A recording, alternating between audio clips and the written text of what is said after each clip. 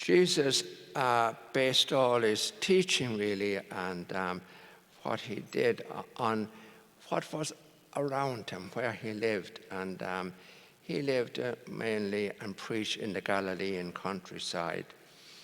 And people lived in small villages, and they were very, we would today call close-knit families. And the father, everything rotated, you might say, around the father of the family. And his main purpose in life was to look after his family, provide for them, not to make a lot of money or big investments, but just to provide for his family so that they would have enough.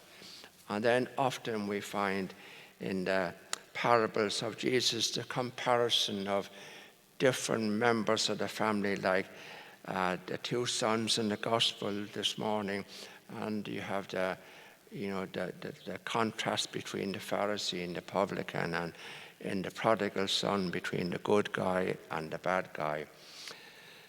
And so when it comes to us this morning listening to the gospel, what are we to take from it? Well, have you noticed lately, lately we have lived and been lied to continually in this country.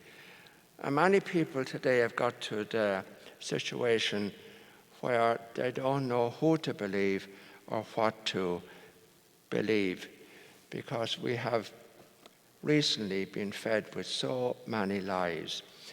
And have you also noticed that if somebody continually lies, they are incapable of recognizing the truth? Now, I don't know if you've ever seen that. Somebody who continually lies will not believe anything, even facts right in front of their face. They'll say it's fake, or it's a fraud, or it's not true. That happens. That's what happens when you continually lie. Most of us at times, we do also, we're very economical with the truth, or we don't always say what we mean. That's another form of lying.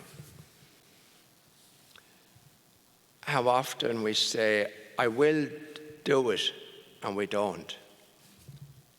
So where do we stand this morning when we look at ourselves in the gospel?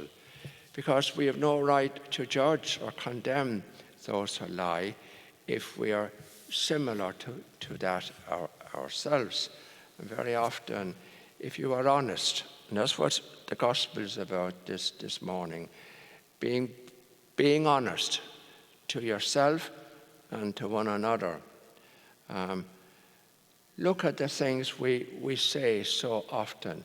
We say one thing and do something else. Like the guy in the gospel this morning, the so-called good guy said, yes, I will, but then he didn't go. Whereas the other guy said, no, but afterwards he changed his mind and went. At least he was honest enough to admit that he was wrong. And that's what Jesus loved in people. He didn't expect us to be sinless, but he expected us to admit when we're wrong. And what's wrong with that? We sometimes find that so difficult. But we're never as close to God when we come to him and say, I ask you to forgive me. I was wrong. I made a mistake. It's a very freeing thing to be able to say, I'm sorry. How freeing that is. And yet, so many of us will do anything rather than say, I'm sorry. So what's the bottom line? what do you think the bottom line is?